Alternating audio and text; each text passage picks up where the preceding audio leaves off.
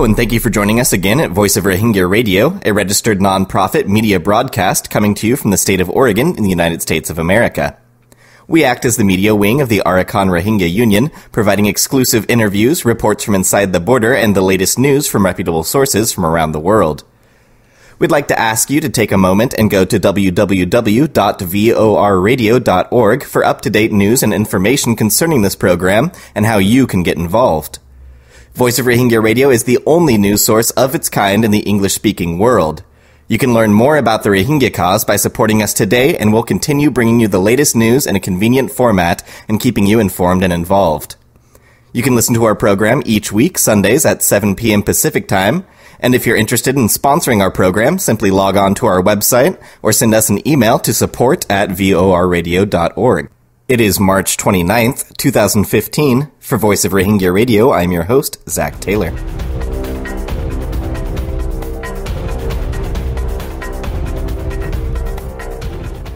In our top story tonight, a draft resolution on the human rights situation in Myanmar, which has been approved by the United Nations General Assembly, was released on Friday, urging the government to ensure free and fair elections, protect the right to freedom of expression, association, and peaceful assembly, to allow for free and independent movement of journalists and activists, strengthen rule of law, and carry out a ceasefire. The draft resolution was submitted by Latvia on behalf of the European Union and was adopted by a vote of 20 in favor, 11 against, and 16 abstentions. The resolution urges the government to continue constitutional reform and to ensure that the constitutional referendum and the elections to be held in 2015 and beyond are credible, inclusive, and transparent. It also calls for the government to ensure free and fair elections and allow the international community to monitor the elections. The resolution calls upon the government to protect the right of freedom of expression, association, and peaceful assembly, to allow for free and independent media, and to ensure the freedom of journalists, civil society activists, and human rights defenders to pursue their activities, especially during the upcoming election. Regarding the strengthening of the rule of law, the UN welcomed the ongoing efforts aimed at reviewing and reforming legislation, including the Constitution, and also stressed the need for and relevance of such reforms and emphasized the importance of ensuring their compatibility with international standards and democratic principles. The United Nations Human Rights Council expressed concern at the increased fighting in ethnic areas and encouraged continued efforts towards a durable nationwide ceasefire with ethnic armed groups and towards an all-inclusive political dialogue leading to comprehensive political solutions. It also expressed concern at the declaration of a state of emergency and the imposition of martial law in the Kokang self-administered zone and at the increased fighting in Shan and Kachin states. The UNSC urged the government to fulfill its commitment to the unconditional release of all remaining political prisoners, including all political activists, journalists, human rights defenders, and peaceful protesters recently detained or convicted, and to end human rights violations and abuses, including sexual violence and torture, and to follow the principles on human rights which have been signed in by the country. The resolution also extends the mandate of the Special Rapporteur on the situation of human rights in Myanmar for another year, and calls for the government to open a country office of the Office of the United Nations High Commissioner for Human Rights promptly, recalling the commitment made by the Myanmar government. It also called upon the Myanmar government to ensure full cooperation with the Secretary General and his Special Advisor on Myanmar. Dr. Waqar Uddin, Director General of the Arakan Rohingya Union and Global Rohingya Center representative Dr. Muhammad Tahir Siraj, spoke on ethnic cleansing of the Rohingya people in Myanmar. Their presentations covered the situation on the ground in Arakan, the government's hostile policy towards Rohingya that has triggered the violence by Buddhist Rakhine, the use of verification process as a tool for second-class citizenship or internment in camps, and several other issues. Their speech vastly reflected the reports of the Special Rapporteur. In response to the resolution, Myanmar strongly rejected the use of the terminology Rohingya, arguing that the term had never existed in the ethnic history of the country, and Maung Wai, the permanent representative of Myanmar to the United Nations, said continued use of that, in his words, invented false term did not help addressing the issue, but further undermined the efforts to resolve the situation. He also argued that the recent reforms in the country had contributed greatly to the better enjoyment of human rights and fundamental freedoms of the people, significantly in the areas of freedom of expression, association, and peaceful assembly. The Ministry of Foreign Affairs also said in a news release issued by Ep51 that at this critical juncture, only constructive contributions and advice should be made for further progress towards reaching the goal of the whole reform process, rather than focusing on and criticizing some incidents, and added that Myanmar would maintain its efforts to promote and protect the human rights of its people. He concluded, "Cooperation with friendly nations and the international organizations which support Myanmar with constructive views will be continued." The U.S. Department of State announced on Friday that it welcomes the resolution and urged the government to establish an OHCHR office. Since 1992, the UN has passed on the resolution on human rights situation due to serious human rights violations, and the resolutions will be extended each year until the country receives basic human rights. In other news, on March 24th through the 27th, the Rohingya Federation of Arakan, a non-profit Rohingya organization registered in the UK and based out of the United Arab Emirates, in cooperation with the Rohingya community in Dubai, participated in the Dubai International Humanitarian Aid and Development Conference and Exposition to shed light on the extreme persecution and genocidal acts being committed against the Rohingya minority by its government in cooperation with an extremist faction of its Buddhist population. Dr. Waqar Uddin, the Director General of the Arakan Rohingya Union, and other Rohingya activists such as U Thar I, the Chairman of United National Development Party, and U Adur Rashid, Vice President of the National Democratic Party for Human Rights, also participated in the event in Dubai. The event was held under the patronage of the Vice President and Prime Minister of the United Arab Emirates, Mohammed bin Rashid Al Maktoum, and supported by the United Nations, the UAE Red Crescent Authority, International Humanitarian City, Dubai Cares, and the Organization of Islamic Cooperation. You are listening to Voice of Rohingya Radio.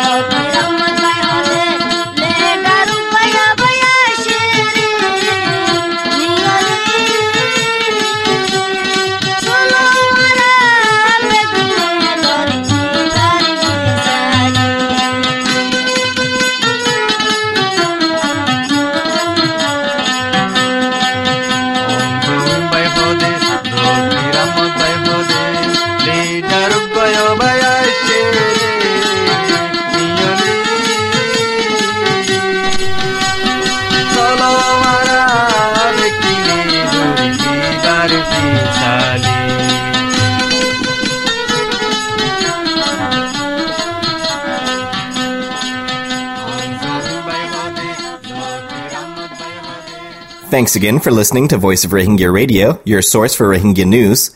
We'd like to remind you to visit vorradio.org, where you can get involved and show your support. One of our reporters from on the ground in Arakan is saying an exercise in mockery of democracy was carried out on Wednesday in Maung Da at the Rakhine State Football Stadium by local administration and security. Resident Rohingyas of Maung Da were caught by surprise when commotion began at the stadium.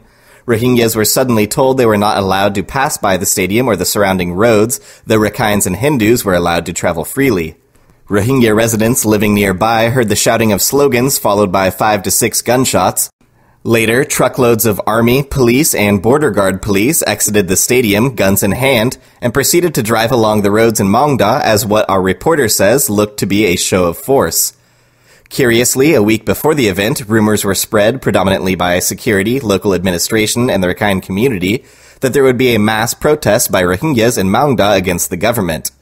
In the preceding days, local security intelligence personnel and members of the Rakhine community had, in a seemingly premeditated way, been asking Rohingyas if they knew of any such protest in Maung Da. Rohingya in the area denied any knowledge of such an event and pointed out that they would fear violent retaliation if they organized a protest, similar to what transpired in 2012. Our reporter concluded that only the Rakhine community is in the position of holding demonstrations, as they have done so many times in the past. In other news, a United Nations request to move more than 10,000 highly vulnerable displaced Muslims out of 2 camps in Rakhine State before the onset of monsoon season has met with a tough response from the chief minister, who said they must first comply with the citizenship verification process. U Maung Maung On told the Myanmar Times yesterday that the authorities would support the provision of aid, education, and health to the camps, but balked at allowing them to move unless they went through the process of applying for Myanmar citizenship. Most of the Muslims identify as Rohingya, but to apply for citizenship, they must agree to be registered as Bengalis. If they do not cooperate with us in the process, the moving of the camps cannot be possible, he said. The United Nations Office for the Coordination of Humanitarian Affairs said more than 6,000 people displaced in low-lying Nget Chong camp and more than 4,000 people in A Nok Ye, both close to the sea and east of the capital of Sitwe, were at high risk from flooding, storm surges, and winds. Shelters in the Nget Chong camp, built on marshland, are gradually sinking into the mud, while access to adequate clean water was a major concern in A Nok Ye. Residents in both camps were scavenging materials from shelters, latrines, walkways, and other camp infrastructure for fuel, OCHA said in its latest Myanmar bulletin. International humanitarian organizations had asked the authorities to take urgent measures to improve living conditions and had requested the residents from both camps be moved to higher, safer ground before the monsoon season arrived in May. The UN has previously rejected any linking by the authorities of political process with humanitarian issues, but U Maung Maung On was clear that Muslims displaced by the conflict would first have to comply with the government's demands that they renounce their claim to Rohingya ethnicity in applying for citizenship. Only those who get citizenship can have the rights of a citizen. We cannot place them on the same level, the chief minister said. When I met the Muslim community, I asked them, do you want to be Rohingya or Myanmar citizens? If you want to be Myanmar citizens, then we can talk. But if you want to be Rohingya, we needn't be talking, as the government has announced that the name Rohingya is not recognized, Ung Maung Maung On said. He added that there still might be enough time for the IDPs to hand in their white cards or temporary IDs and go through the verification process by the end of May when the monsoon rains will arrive. One aid worker who asked not to be named noted the minister's tough remarks but said the government has begun allowing some displaced Rohingya to resettle while keeping the movement's low profile so as not to antagonize hardline Buddhist activists. Many Rohingya refused to renounce their claim to their ethnicity in return for some citizenship rights. UN officials note that the small numbers who did relent and were given citizenship status were still not allowed to leave their camp, with the Rakhine authorities saying that their safety could not be guaranteed. The United Nations had high hopes that some IDPs would be moved after a report that the president's private fund had allocated $200,000 US for building houses for IDPs in camps in Rakhine State. But thus far, it seems that the progress is limited. In other news, last night, the Burmese Muslim Association held its annual fundraising dinner in Los Angeles, California, where more than 200 people came out to show their support.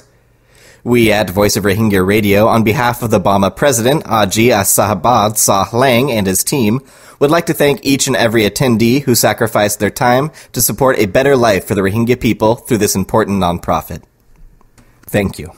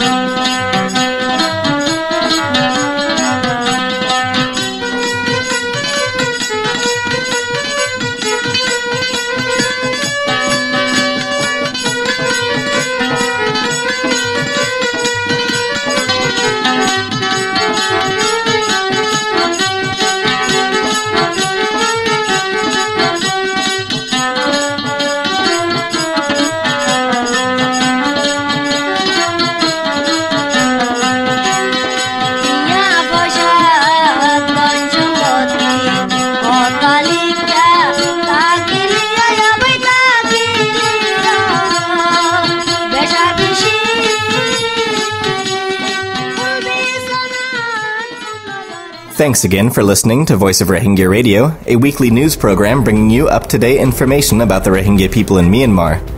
You can catch our broadcast every Sunday night at 7 p.m. Pacific Time here in the United States by logging on to vorradio.org, or you can join our page on Facebook to find more information on the program. For Voice of Rohingya Radio, this is Zach Taylor, signing out.